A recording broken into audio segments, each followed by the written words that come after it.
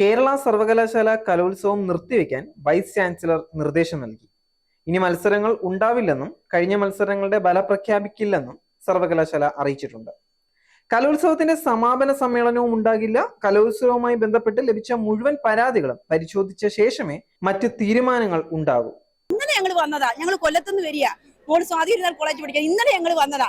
ഞങ്ങൾക്ക് 6 മണിക്ക് കലോത്സവം പരിപാടിയാന്ന് പറഞ്ഞ് ഞങ്ങൾ ഒരുങ്ങി നിന്നിട്ട് ഇത്രയും നേരമായി 12 മണിയായപ്പോ വിളിച്ചു പറയാ. അവര് പറയാ ഇത് മാറ്റി വെച്ച് നിങ്ങൾ കുട്ടികളെ എല്ലാരെയും കൂടെ നിങ്ങൾ മാറ്റായി. ഇത് എന്തൊരു പരിപാടിയാ? ഞങ്ങൾ എത്ര നേരം എന്നറിയാ? ഇന്നലെ 12 മണിക്ക് കുഞ്ഞുങ്ങൾ വേഷം ഇട്ടിരുന്നതാ. അവർ മൊത്തം വേഷം മാറ്റി. അത് കഴിഞ്ഞിട്ട് പിന്നെ അവര് വിളിച്ചു പറയാ നാളെ 9 മണിക്ക്. ഇത് എന്താ എവിടുത്തെ പരിപാടിയാ?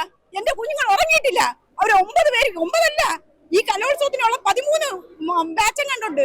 അവര് മൊത്തത്തിൽ അവര് എന്തൊക്കെ പരിപാടികൾ, എന്തൊക്കെ അവര് പ്രശ്നങ്ങളും കാര്യങ്ങളും ഉണ്ടാക്കുന്നത്. ഞങ്ങൾക്ക് വയ്യ.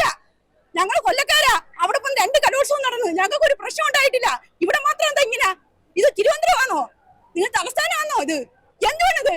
അതേസമയം കേരള സർവകലാശാല കലോത്സവത്തിനിടെ ഉണ്ടായ സംഘർഷത്തിൽ SFI, KSU പ്രവർത്തകർക്കെതിരെ പോലീസ് കേസെടുത്തു. നാടൻപാട്ടുമായി ബന്ധപ്പെട്ടുള്ള കുറച്ച് വിഷയങ്ങൾ വിദ്യാർത്ഥികൾ ഉയർത്തിയുണ്ടായി. പക്ഷെ അത് പരിശോധിച്ചപ്പോഴും അതിൽ യാതൊരു കുഴപ്പമില്ല എന്ന് അത്ലറ്റിക് കമ്മിറ്റിക്ക് ബോധ്യപ്പെട്ടതിന്റെ അടിസ്ഥാനത്തിൽ ആ പരാതി തള്ളുന്ന ഒരു സ്ഥിതിയാണ് ഉണ്ടായുള്ളത്. അപ്പോൾ അത് സ്വാഭാവികമായിട്ടും ഒന്നാം വേദിയിൽ DSL അടക്കം സിംഗർ മെമ്പർമാരടക്കമുള്ള ആൾക്കാരെ ഒന്ന് അവതരിപ്പിച്ചപ്പോൾ അതിൽ കുറച്ച് തൃപ്തികരം അല്ലായിരുന്നു ആ പരാതി ഒന്ന് കിട്ടിയത്. അവർ സ്വാഭാവികമായിട്ടും വേദിയിലേക്ക് കടന്നു കയറുന്ന ഒരു സാഹചര്യം ഉണ്ടായി. അപ്പോൾ സാധാരണഗതിയിൽ കാണുന്നതിന് അപ്പുറമായ ഒരു സംഘർഷാവസ്ഥ നിലനിന്നതിന്റെ ഭാഗമായിട്ടാണ് രജിസ്റ്റർ അടക്കമുള്ളവർ ആ റിപ്പോർട്ട് VC-ക്ക് കൈമാറുകയും VC താൽക്കാലികമായി ഇത് നിർത്തിവെക്കാനായിട്ട് ആവശ്യപ്പെട്ടുള്ളത്. തുടക്ക ദിവസം മുതലേ ചില പ്രത്യേക കേന്ദ്രങ്ങളിൽ നിന്നും ഇതെങ്ങനെയും തകർക്കണം എന്നുള്ളൊരു ലക്ഷ്യം വെച്ചുകൊണ്ടുള്ള പ്രവർത്തനം നടക്കുന്നുണ്ട്. അതിന്റെ ഭാഗമായിട്ടാണ് അത്രയിലേക്ക് KSUവിന്റെ ഒരു മാർച്ച് അടക്കമുള്ളത് നടന്നിട്ടുള്ളത്. അവിടെ പരിശോധിച്ചാൽ മനസ്സിലാകും അവിടെ ഇരുന്ന വിദ്യാർത്ഥികളടക്കം, അല്ലെങ്കിൽ ആ സമയത്ത് സ്റ്റേജിൽ ഇവന്റ് പ്രതിനിധിക്കുന്ന വിദ്യാർത്ഥികളടക്കമുള്ള ആൾക്കാർ വന്നിറങ്ങിക്കൊണ്ട് വലിയ രീതിയിൽ വിഷമം പറയുകയും അല്ലെങ്കിൽ മാധ്യമങ്ങളോട് പ്രതികരിക്കുന്ന ഒരു അവസ്ഥയാണ്. KSU പോലെയുള്ള അല്ലെങ്കിൽ ABVP പോലുള്ള സംഘടനകൾ ഇത് എങ്ങനെ ഇല്ലാണ്ടാക്കണം എന്നുള്ള ശ്രമത്തിന്റെയും കൂടിയൊക്കെ ഭാഗമായിട്ടാണ് ഈ നടന്നുകൊണ്ടിരിക്കുന്നത്. അത് കൃത്യമായി സർവകലാശാലയും പരിശോധിക്കാൻ നിയമപരമായി നമ്മളും പോലീസിൽ പരാതി കൊടുക്കുന്നുണ്ട്. ആരൊക്കെയാണ് അതിന്റെ പിന്നിൽ ഇത്തരത്തിലേക്ക് ഇത് കുളമാക്കുവാനായിട്ട് പ്രവർത്തിച്ചിട്ടുള്ള കാര്യം പരിശോധിക്കണം തന്നെയാണ് യൂണിയന്റെയും നിലപാട്.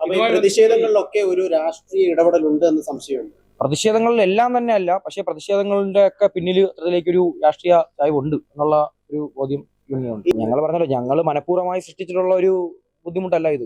വിദ്യാർത്ഥികൾക്കായി സംഘടിപ്പിക്കുന്ന കലോത്സവമാണ്. അപ്പൊ അവര് തന്നെ അവരെ പരാതികൾ ഇടുമ്പോൾ അത് കൃത്യമായി പരിശോധിക്കുക, അതിൽ എന്തെങ്കിലും ജെന്യൂനിറ്റി ഉണ്ടെങ്കിൽ അത് പരിഹരിച്ചു പോകുന്ന ഒരു നിലപാടാണ് അത്ലറ്റിക് കമ്മിറ്റിയോടൊക്കെ സ്വീകരിച്ചിട്ടുള്ളത്. പക്ഷേ ഞാൻ ഈ നേരത്തെ സൂചിപ്പിച്ചതുപോലെ ചില പ്രത്യേക കേന്ദ്രങ്ങളിൽ നിന്നുള്ള ആൾക്കാരുടെ തീരുമാനപ്രകാരം ഇത് അലങ്കോലമാക്കുവാനായിട്ട് ശ്രമിക്കുന്നു. അപ്പോൾ അവരുടെയൊക്കെ തീരുമാന ഭാഗമായിട്ടാണ് ഈ ബുദ്ധിമുട്ടുകൾ വിദ്യാർത്ഥികൾ അനുഭവിക്കേണ്ടി വന്നിട്ടുള്ളത്.